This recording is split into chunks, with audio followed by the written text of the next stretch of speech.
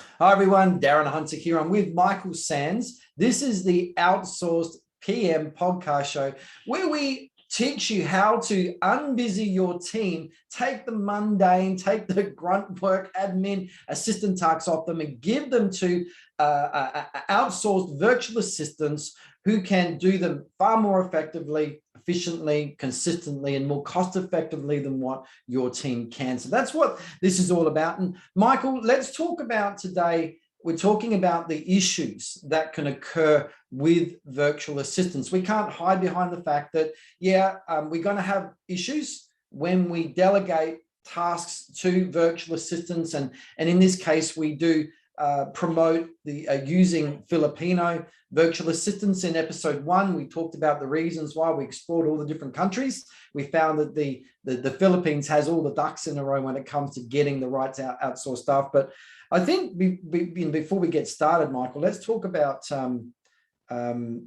issues. Now, let's just go to a traditional model and team on the ground in the office, getting assistant work done, getting admin staff tasks done. What are some of the issues that we can have with a team in the office on the ground?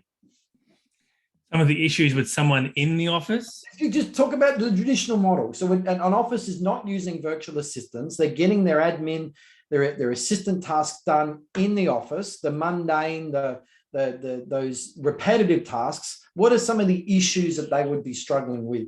Yeah, I find that people working in an office, there's a few things, right? You want to have a social environment, but sometimes there's too much of a social environment, meaning that there's too much talk in between tasks. So when someone would be spending 8 hours of work, maybe 6 hours of that might actually be working time. But then again, are they busy being busy? Like if someone had one task to do and 8 hours to do it, they're going to take 8 hours to do that one task. But if you gave someone, 10 tasks in 8 hours, they're going to find time to do the 10 tasks in that 8 hours. So are they being managed properly? Sick days, being overwhelmed, burnt out, all these things that are really real. There's so many problems, isn't there? And I think, when we're dealing with, we're based in Australia, dealing with Australian workers, there is problems with it, work ethic that can occur. There's problems in, as you said, efficiency, people just not getting their work done, chit chat, always on their phones, looking at Facebook, all those sorts of things. But I think one of the big issues is staff turnover. And, the staff turnover rates are huge. It's no secret in property management. Property managers don't last in general more than 2 years. I reckon it's a lot less. COVID wiped out so many. The office has to go and find new experienced staff. And it's just this never ending hamster wheel of pain and disillusionment. So staff turnover is a real issue. We can't overlook that particular problem. And so virtual assistants offer so many benefits. We get the right people, they stay forever. So we don't have staff turnover. There's a real consistency, plus it's far more cost effective of getting that task done with an outsourced worker than getting it done by your team. But what we're saying is that, there are inherent problems getting tasks done with your team on the ground, but it's a lot better to get it done by virtual assistants in so many different ways. But we can't ignore the fact that having virtual assistants, we've got to understand the issues of transferring our workload there. Now, Michael, in episode 2, we identified up to 30 tasks that can actually be offloaded away from our team members in the office to virtual assistants very successfully. And you can get that list. Just go to teamsbydesigntasks.com. That's teamsbydesigntasks.com. So you can get that full list of all the different things you can actually outsource. But Michael, so let's focus on 6 different key issues that we've got to be aware of and we've got to be able to navigate if we're going to make our outsourcing and getting our team unbusy and getting those mundane tasks transferred to virtual assistants. So we've got a list here. Let's just start with some of the biggies, the mindsets that people have, particularly with people that haven't used virtual assistants.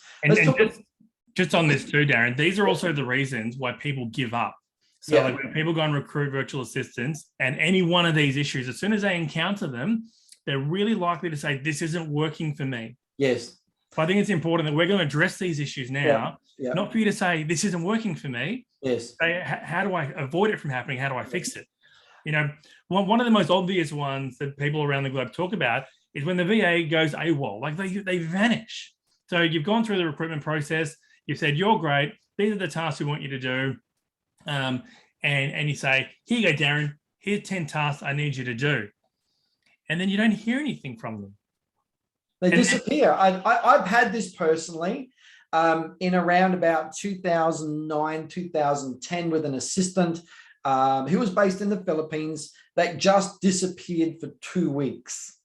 Now, Michael, let's just talk about going AWOL, because it is an issue. And I think we to understand this problem, all right, that can occur from time to time. It's not a big issue, but it can occur. We've got to be aware of it. What's behind going AWOL? Let's talk about cultural issues. So first, I think when people go missing, it comes down to communication, right? And it could be that you're just not communicating, or that you haven't got an open platform of communication. Generally, when people go missing, there's a number of issues, right? Poor training. So I've said, Darren, here's a task for you to do. Go on YouTube and find out how to do it. They don't know how to do it. They go silent because they don't want to disappoint you. Like, their culture is they don't want to let you down. And yes, by going AWOL lets you down, they think, well, I don't know how to do it, so I just won't do it. And then you're gonna butt heads. Now, when they do a task, don't just think, oh, Darren didn't dot those I's, and I told him to dot all those I's. You've got to communicate that. You've got to give feedback. Say, Darren, I'm not happy with the work you've done, or I'm happy with the work you've done, but I need this. So have communication and record the sessions that you're giving the communication with. So it's logged. They can go back and refer to it. This is what we spoke about then. Failing to follow up. So you give a task to the VA and you think, oh, that's just going to be done. Great, I can breathe now. But you need to have that two-way communication to know, hang on, I've given you that task now. It's been done. Great, we move on to the next one. Another thing here, Darren, which people fail at, and it's just human nature. You may not be the best teacher to show someone how to do a task, right? You might do things the wrong way. You might not know how to explain. There might be 10 steps to the process, and you tell them how to do it in 3 steps, but they're left trying to figure out, how do I get from step 1 to 3? Hasn't been told.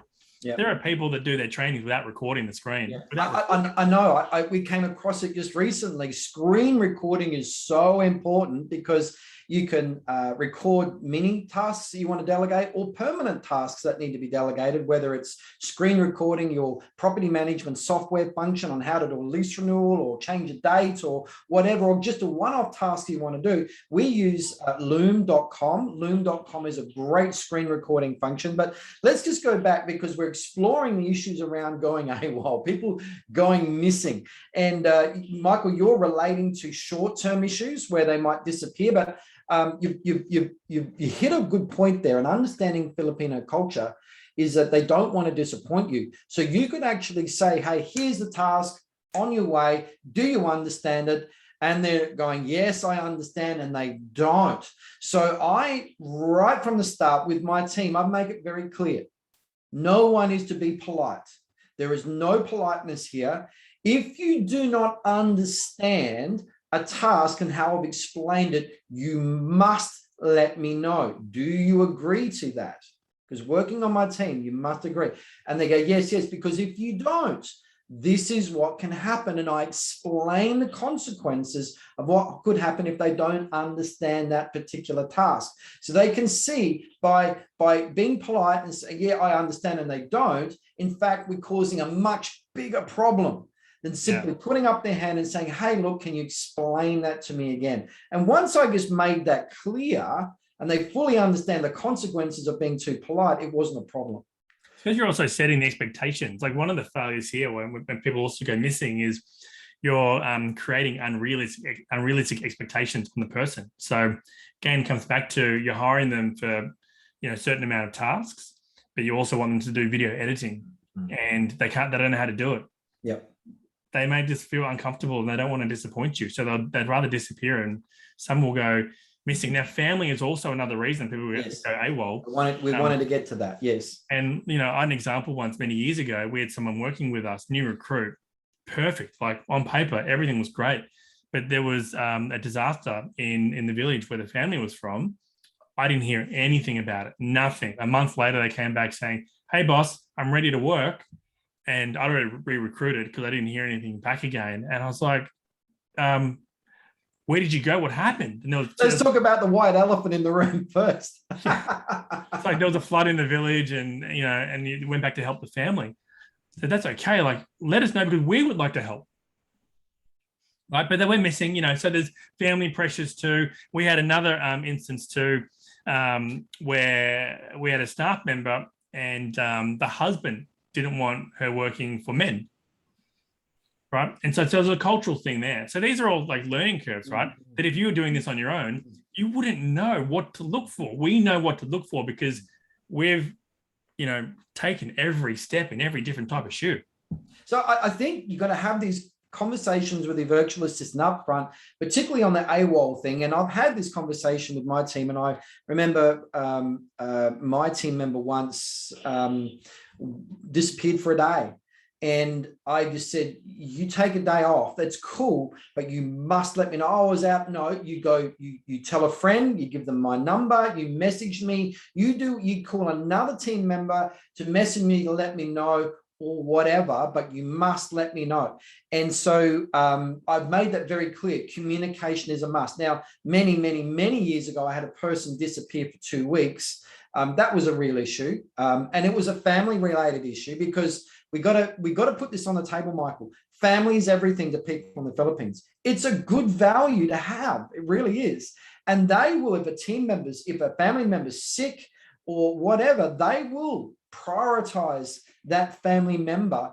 But again, it just comes down to having an agreement with your staff member. They must communicate with you to let you know, and don't be left in the dark. I've made it very clear our team members cannot leave us in the dark with wondering what's gone on. So just to be aware of the AWOL issues, clear communication up front. Michael, let's just move very quickly to accent issues and training, because that's another problem. People aren't effectively training their team, but also accent issues. They don't, you know, people might be thinking, I don't want to take on a VA because of the accent. We have covered it in another episode, but let's just quickly cover that again. I think so a lot of the times issues with an accent might be to do with how we interpret the accent and how we think other people are going to react when they hear another accent. Again, we're very multicultural, even like New Zealand, right? There's a high population of Filipinos living in Auckland. In Australia, there were heaps pre-COVID. And remember too, globally, Philippines supply the largest volume of nurses globally above any other country. So, you know, the Philippines, and there's 110 million people in the Philippines, right? People are familiar with the accents. Now, that said, yes, we have to listen to pronunciation of words to make sure that clarity over the phone, over the video is clear. Darren, I speak fast and I mumble and I'm Australian. But and look, there's some conversations we're not going to give to the virtual assistant to do as well. So, you know, dealing with our landlords, you know, there's obviously some conversations, communication we're not giving to the virtual assistant, but there is up to 30 property management tasks you can effectively outsource. You can go to teamsbydesign.com, get that list from there. So you just got to be smart around what you're going to give to them and what you're not, but don't write them off completely. There's obviously things that they can effectively do and keep them away from others. Now with training, Michael, what are the absolute essential tools that you need between a person in the office and a virtual assistant? What are those tools of communication that get tasks effectively delegated quickly? So we've used a few. We've settled with Slack. It's a free version, so your office can have it. It's better than Skype. We know some people offices use a Skype. With Slack, you can have multi-chat conversations going on, so you don't have 10 different chats going on in the one conversation. You want a tool where you can do video, where you can do voice, where you can do text. Okay. And then you've got email also. We're able to share documents. I know, Darren, you're using Google Chat, MS Teams. So you've got people that use Google and those that, use Microsoft. Microsoft, yeah. So Microsoft and Google universes do have virtual team platforms for this very thing, because your virtual assistant is a team member. So I think with COVID and everything, Michael, these things have really evolved very well. Haven't they? They've just gone tenfold. Great. I love it.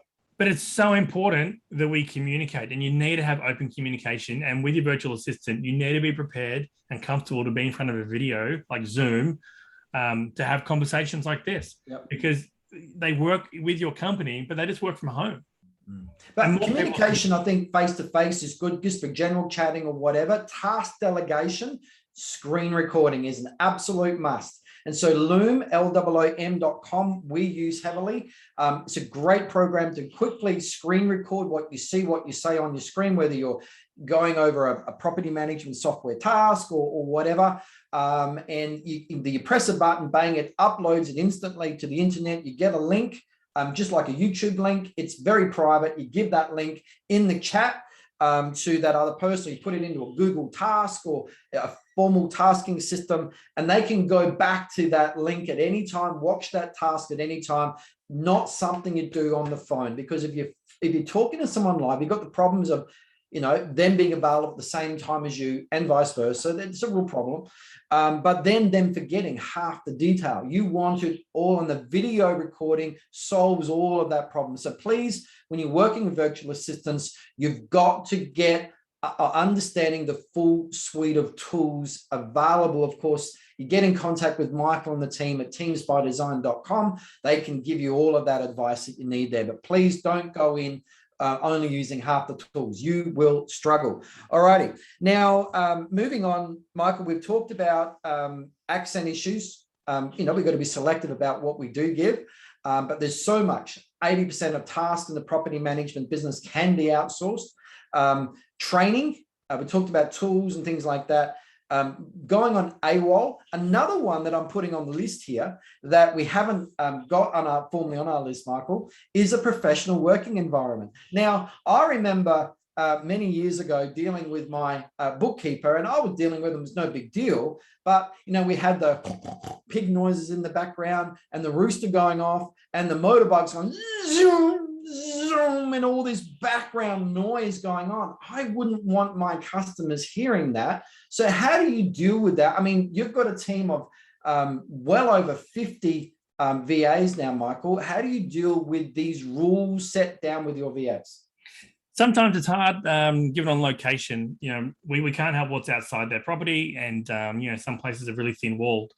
What we can do though is, we ask for photos, regular photos of the workstation. So clear mind, clear desk, clear mind. A professional workstation, multiple screens, the ability to kind of do your job.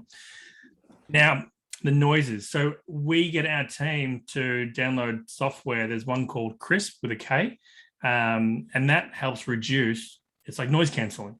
So if you did have a rooster or a motorbike, or someone at the back, it cuts that noise out from that conversation and gives you a close, crisp sound to that call. But you're right. There's a lot of people who work from home and they have got roosters. Now, I know you hear it. It's regular, but also not just sound, but visual noise as well. If you're speaking, or they have to speak to a customer, people walking past in the background, or a real crappy looking background, or what sort of rules do you have in place there? Yeah, so you can't have a fan facing you, because when there's a fan facing you on the microphone, you hear that and the crackle. Yeah. You've got to have, like Darren, you've got a blurred out background there, right? That's acceptable too. Our team actually have a TBD background that they use when they have their meeting. They've got to have backgrounds, because their normal background isn't looking very professional, is it? No, they've got a desk. It'd be a luxury to have a spare room, to have a home office. So they'd be using a bedroom or another space. Now we make sure it's quiet and it's presentable and it's a proper work environment for them. But yeah, we need to give them the tools and the instruction just to make sure that, have this type of background.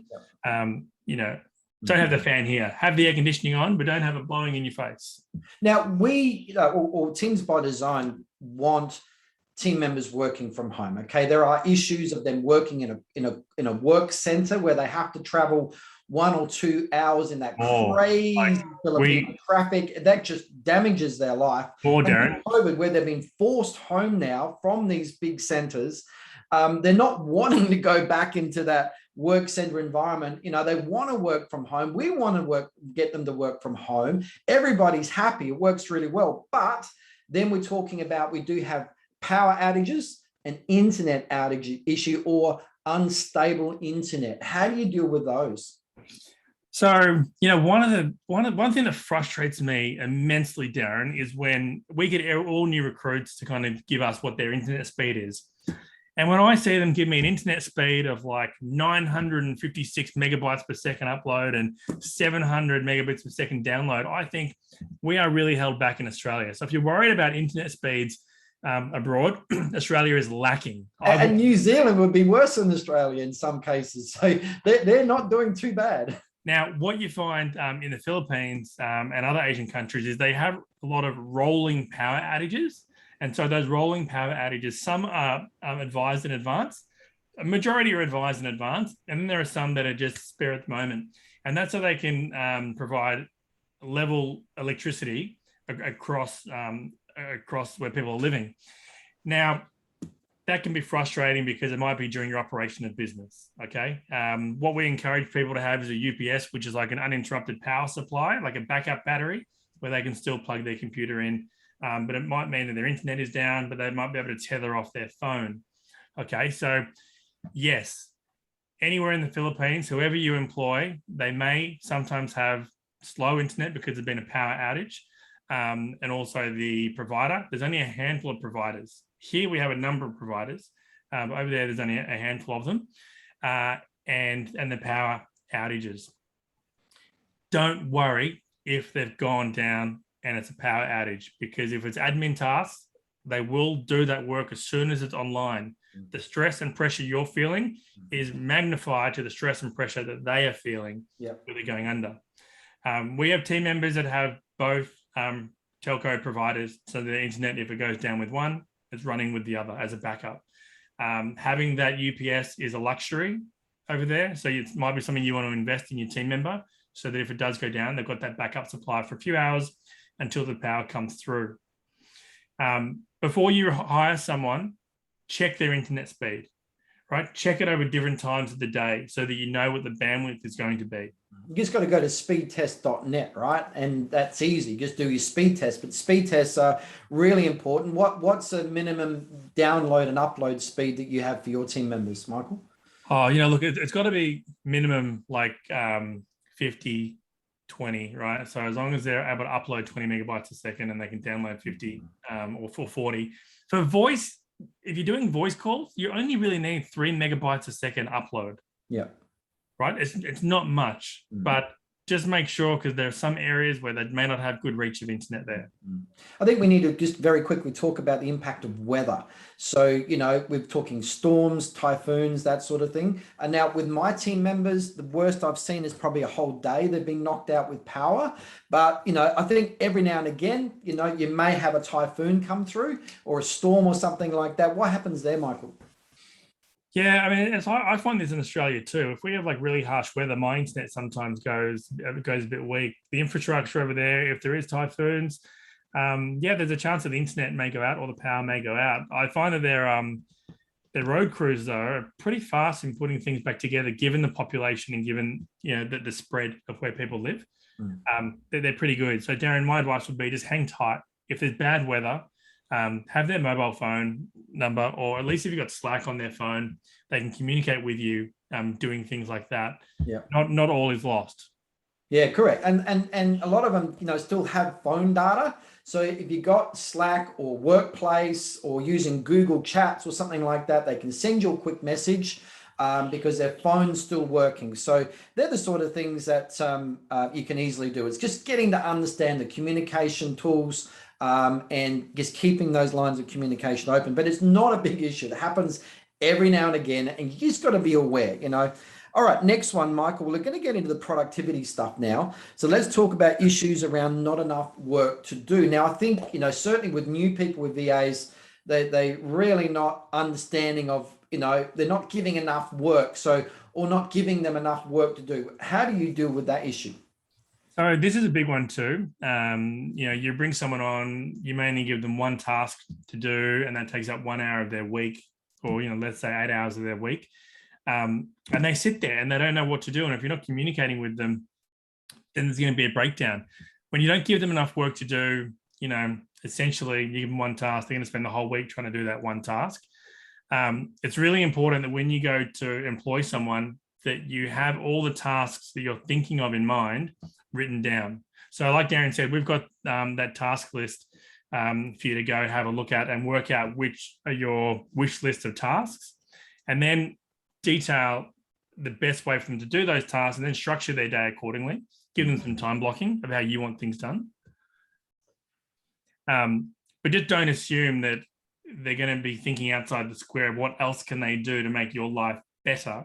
They're going to be following the instructions that you give them. Yes, there might be some framework where they'll kind of think laterally and problem solve, but don't think that you give them one task, they're going to do the other 3 tasks that are attributed to that. So leasing, for example, handling the leasing inquiries, don't think they're going to do the lease preparation, and don't think they're going to do the DocuSign and everything else that goes with that unless you've told them to do that. Yep, cool. All righty. So next one is identifying unproductive. So we have software that we use that identifies what websites and how much screen time that people are using on certain platforms, websites and tasks. So we know very fast what's unproductive. So, if people are on websites they shouldn't be on, we get alerted to that. We also screen record, screen grab every minute, every 30 seconds, the screen, so we can see what screens people are actually on. I've seen that too, that you can measure how much productive time they've actually done. So they're kept accountable to that.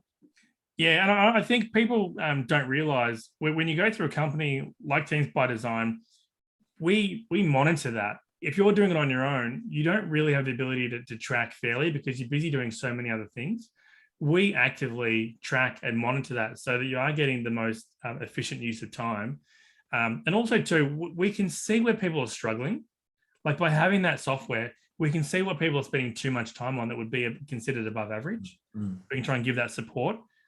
That's really, there's other platforms out there where you can be more intrusive or spy-like, where they don't know what's going on. But we let our team know that they got to log every task and they can see when screen records are being taken. Okay, well, let's just talk about feedback and addressing issues with virtual assistants. And let's just talk about, that in quality control. Let's just talk about, dealing with issues when things aren't done right. I think a lot of property managers want to avoid confrontation. And so giving feedback is the last thing that people want to give generally, because they think that the person should be able to use their brain and figure it out themselves. One of the biggest mistakes is not giving the time it takes to give constructive feedback. And giving them further direction on how to resolve and how to be better at that particular task. It's amazing how fast these guys can pick up the task and how efficient they can be. But if you give them bad advice and you don't give them feedback, you're almost setting yourself up for failure. And then the other thing too on that, Darren, is giving them tasks, not giving them feedback, and expecting immediate results. Right? So I hired you to do this task. Why aren't you doing it how I want it to do? There's a grace period of people like trying to learn and understand how you want it done in a particular time frame and efficiency that you do it in. Yeah, and it comes down to that's just dealing with any team member, whether it's in office or whether it's virtual assistant. If you employed a new person on the ground in the office there and you just throw them in, here's your desk, here's your phone, good luck, you're on your own, you're going to have consequences and issues. There has to be a training, a handing over, this is the way we do it. And whether you're doing in office or with a virtual assistant, it's got to be done right so they fully understand, what's involved there. Yeah, and I find people in office are more forgiving of people in office when they shouldn't be, because people in office, when they don't understand something, they can pad out that task to make it look like they're really trying. And maybe they are.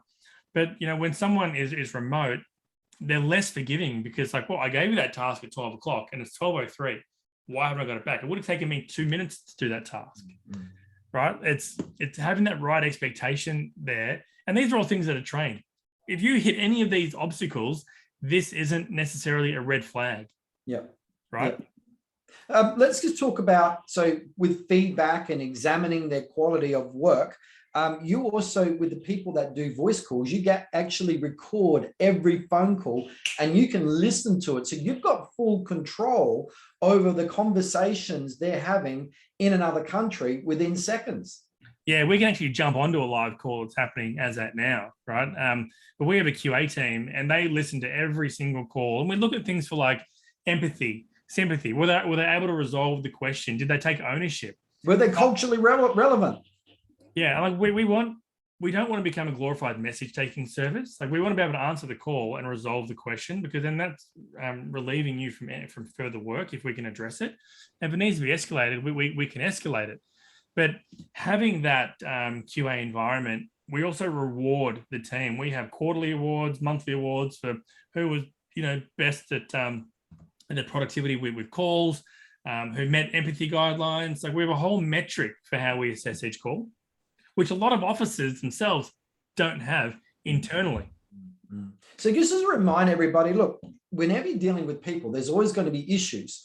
But what we're saying is you do get more issues with a person in office. Of course, it's a lot more expensive. You may not get the level of task consistency. You've got staff turnover, all of those sort of things. There's a lot less issues when you're correctly dealing with virtual assistants, because whatever you successfully outsource with the tasks in the office really does become set and forget. And it's amazing how peaceful your life becomes. And in this day and age, teams are just so busy now, caught up in the mundane, caught up in the grunt work. You want to release them from that so they can now be launched into dollar productive, high value growth tasks that are going to grow and strengthen your business. Your most expensive team members are people on the ground. You don't want them doing tasks that could easily be done by someone costing you a lot less. And that's what outsourcing's all about. So Michael, great podcast. We talked about 8